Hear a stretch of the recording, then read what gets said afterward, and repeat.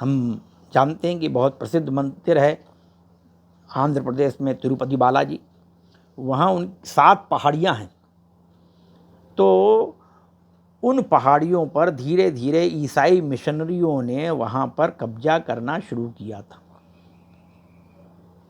देश भर के, विदेश भर के, संपूर्ण विश्व के हिंदू दर्शन करने के लिए तिरुपति बालाजी जाते थे, लेकिन उस आने जाने में वहाँ पर और ये जो ईसाई मिशनरी हैं वह वहाँ पर अनेक पहाड़ियों पर अपने कई इस प्रकार के उन्होंने और कार्य प्रारंभ कर दिए थे जिससे कि हिंदुओं का मतांतरण किया जा सके। वहाँ अनेक स्थानों पर उन्होंने अपनी पैठ बना रखी थी और इसलिए वहाँ पर तिरुपति तिरुमला जो पहाड़ियाँ हैं वहाँ पर और एक आंदोलन चला, नीलक्कल आंदोलन उसका नाम दिया था।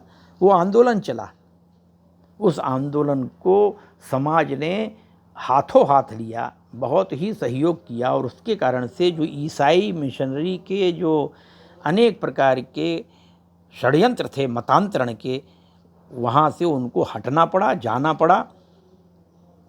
समाज का एक प्रकार से जो जागरण हुआ, जो आंदोलन चला, उसका ये परिणाम हुआ। तो ये हमने देखा है कि समाज जो है वो सदैव जागृत रहना चाहिए। अभी पिछले दिनों केरल में बहुत बड़ा आंदोलन शबरीमला में चला। वहाँ पर जो उनकी अनुशासन की जो भी व्यवस्था है, किसी भी मंदिर में हम जाएं तो वहाँ की व्यवस्था का पालन करना चाहिए।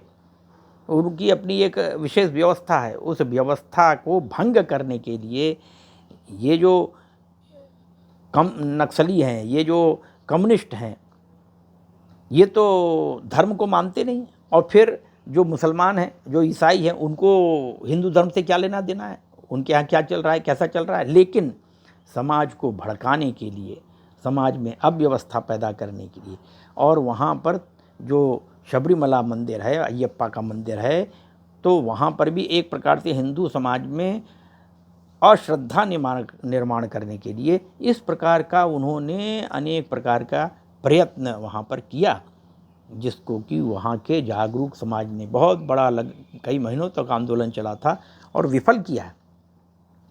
और इसलिए समाज में लगातार ये कार्य करने की आवश्यकता है, समाज को जागरूक करने के लिए, समाज को संस्कारित करने के लिए, समाज को संगठित करने के लिए। जहाँ जहाँ हिंदू समाज है, सब जगह, चाहे वह शहर में होगा, चाहे गांव में होगा, चाहे झुग्गी झोपड़ी में होगा, चाहे जनजातीय क्षेत्र में होगा, सभी स्थानों पर अच्छी प्रकार से वहाँ पर समाज के साथ समरस हो करके हमको कार्य करने की आवश्यकता है। यह कार्य जितना सशक्त होगा, जितना हम मजबूत कर सकेंगे, क्योंकि अपना तो उद्देश्य ही है कि जहाँ जहाँ हिंदू वहाँ वहाँ संघ, वहाँ वहाँ शाखा, और उसके कारण से समाज संगठित भी होगा, समाज समरस भी होगा और समाज सशक्त होगा, जो इन सभी समस्याओं का, चाहे वो आंतरिक समस्याएं हों, चाहे बाह्य समस्याएं हों, एक संगठित समाज इनका उत्तर देने में समर्थ होगा और समर्थ है, ये हमने देखा है। तो इस नाते से, इस दृष्टि से हमको जागरूक रहने की आवश्यकता है और जो भी अपने देश में या देश के बाहर कुछ चल रहा है उसको भी समझने जानने की आवश्यकता है। बहुत सारे पत्र पत्रिकाएं, अनेक और जानकारी यहाँ से हमको मिल सकती है, उसका अध्ययन करना चाहिए, समाज में उसकी चर्चा भी होनी चाहिए। तब फिर हम इनका ठीक ढंग से विरोध कर सकेंगे, तब हम ठीक ढंग से अपने समाज को भी सुरक्षित रखेंगे और समाज का जो विस्तार होना है, जो लोग चले गए होंगे उनका हम घर वापसी भी कर सकेंगे।